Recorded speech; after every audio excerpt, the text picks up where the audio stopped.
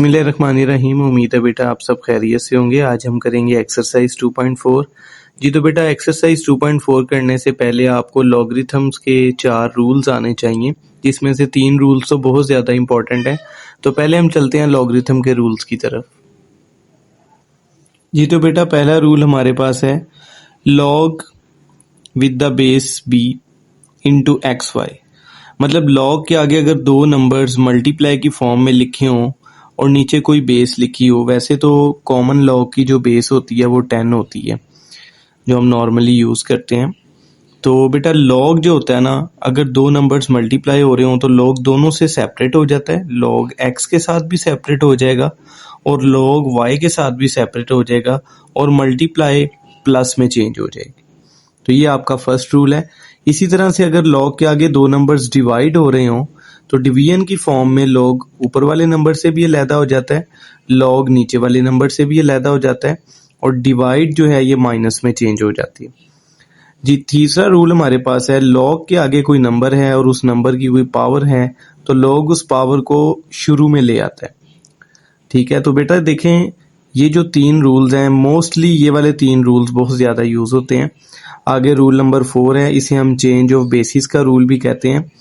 Log की base में B लिखा हुआ है और लॉग के सामने एक्स है, तो आपने बेटा लॉग को एक्स के साथ भी अलहदा कर देना है और लॉग को बी के साथ भी अलहदा कर देना है और लॉग के नीचे आपने एक न्यू बेस ए जो है वो जनरेट कर देनी है। तो बहरहाल ये रूल जो है इसका यूज़ बहुत कम हुआ है, ज़्यादातर ना ये वाले पहले 3 रूल्स इस्तेमाल हुए हैं और ये रूल्स आपको दोनों तरफ से आने चाहिए। लेफ्ट टू राइट भी आपको रूल आना चाहिए। मतलब अगर कोई आपके पास लॉग का क्वेश्चन इस फॉर्म में लिखा है तो आप उसे इस तरह से भी लिख सकते हैं, और अगर वो आपको इस तरह से क्वेश्चन बना के दे और कहे कि सिंगल लॉग में लिखे तो आपने इसे रिवर्स भी लिखना आपको आना चाहिए। जी तो अब हम चलते हैं क्वेश्चन नंबर 1 की तरफ। जी तो बेटा क्वेश्चन नंबर 1 में लिखा है विदाउट यूजिंग कैलकुलेटर। आपने कैलकुलेटर को यूज नहीं करना। इवेल्युएट द फॉलोइंग, आपने इन 6 क्वेश्चंस को इवेल्युएट करना है। जी तो क्वेश्चन नंबर 1 हमारे पास है जी लॉग की बेस में 2 लिखा हुआ है और सामने 18 है, माइनस लॉग 2 है और 9 है। देखिए बेटा यहाँ पे आपको ना 2 लॉग नजर आ रहे हैं। आपने सबसे पहले क्या करना है, देखना ये है कि इस पे इन तीनों में से कौन सा रूल लगेगा। तो देखिए ये माइनस लिखा हुआ है, 2 लॉग हैं, तो देखिए इस पे रूल नंबर 2 लगेगा।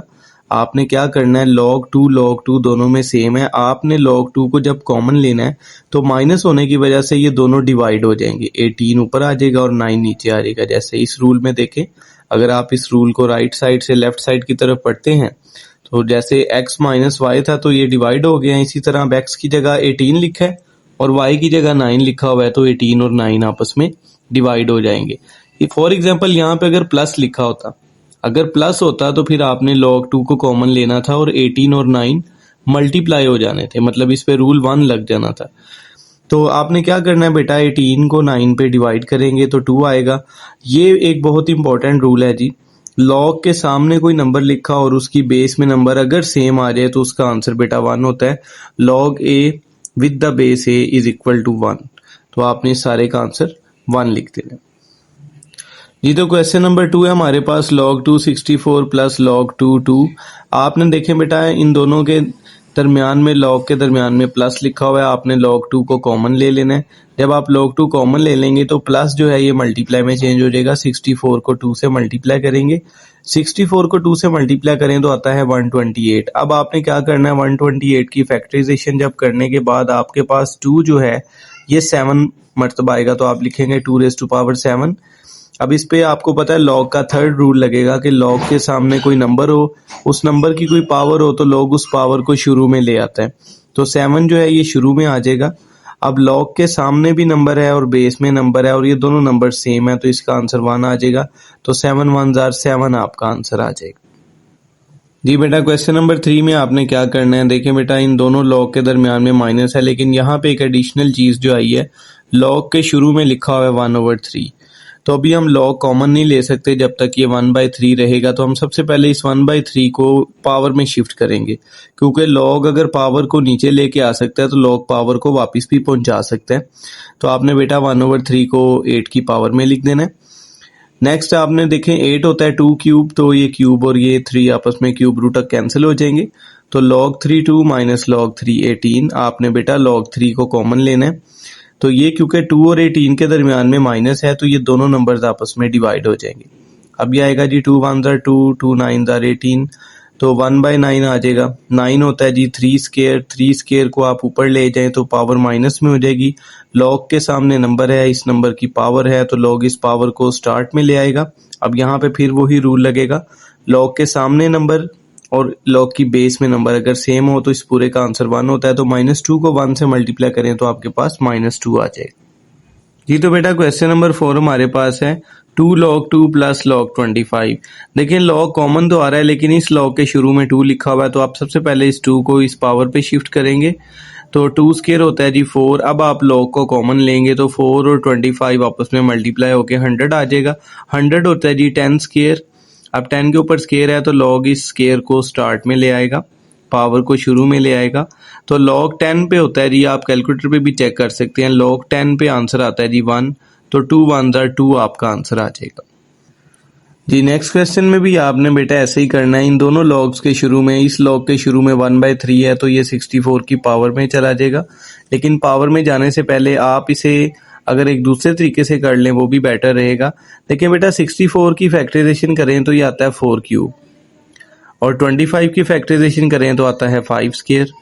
अब लॉग क्या करेगा, इन नंबर्स की पावर्स को स्टार्ट में ले आएगा। ये 3 भी स्टार्ट में आ जाएगा और ये 5 की पावर में 2 लिखा है, ये 2 भी स्टार्ट में आ जाएगा।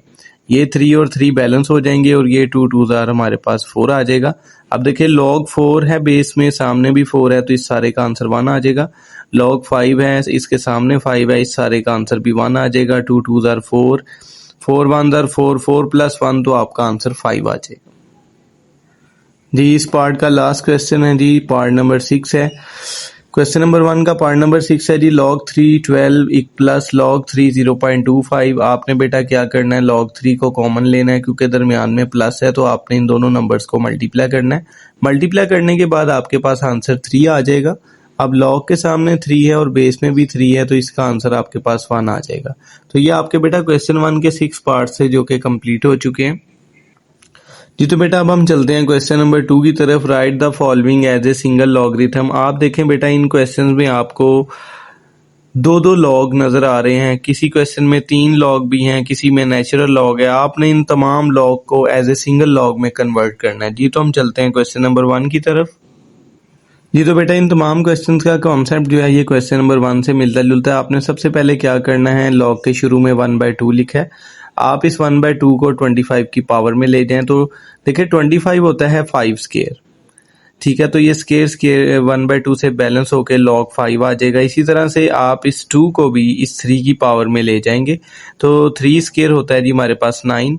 अब ये लिखा है जी log 5 प्लस log 9, तो आप दोनों में से log को कॉमन ले लें, 5 मल्टीप्लाई 9 तो 9 5 ज़ार 45। तो देखिए बेटा यहाँ पे 2 log थे और जो कि सिंगल log में कन्वर्ट हो चुके हैं, जिसे हम वाहिद लोगारिथम कहते हैं जी। तो सेकंड पार्ट हमारे पास है, देखिए बेटा इन दोनों लॉग के दरमियान माइनस लिखा हुआ है, आपने लॉग को कॉमन लेना है और 9 और 1/3 आपस में डिवाइड हो जाएंगे क्योंकि दरमियान में माइनस है। अब ये 1/3 को जब आप ऊपर शिफ्ट करेंगे तो ये रेसिप्रोकल हो जाएगा इसका, ये 3/1 हो जाएगा तो 9 3 ज़ार 27।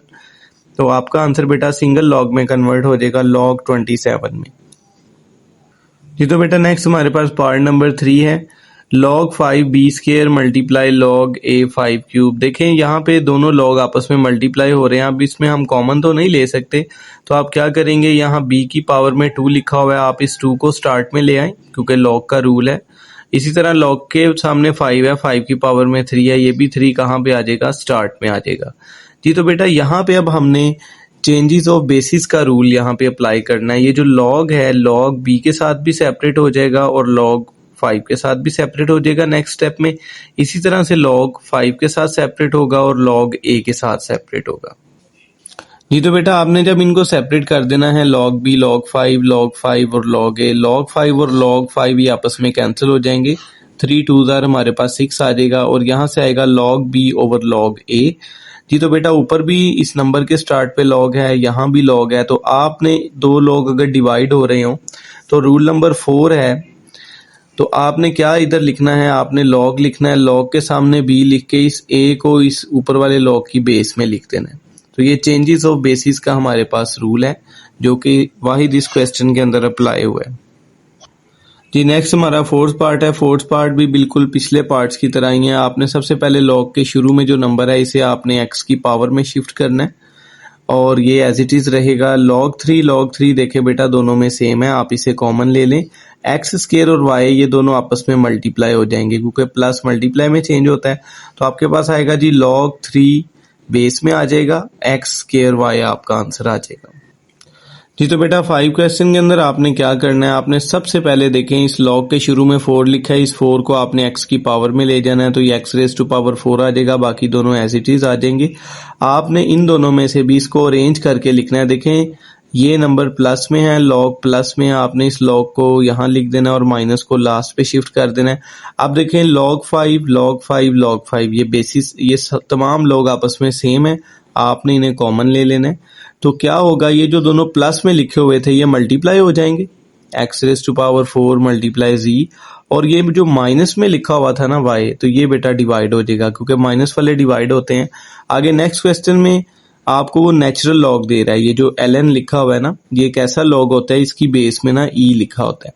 आपने सबसे पहले ये लॉग के शुरू में जो नंबर्स लिखे हैं इन्हें पावर्स में शिफ्ट करना है। ये 2 a की पावर में चला जाएगा, 3 जो है ये b की पावर में चला जाएगा और 4 जो है ये c की पावर में चला जाएगा।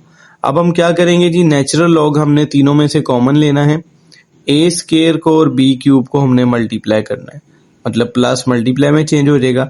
इसी तरह से c4 जो है ये माइनस में है तो ये जो है डिवाइड हो जाएगा। तो ये बेटा आपके पहले 2 पार्ट्स कंप्लीट हो गए हैं। उम्मीद है कि बेटा आपको इसकी समझ आ गई होगी। अल्लाह ताला आप सबका हामी और नासिर हो, आमीन।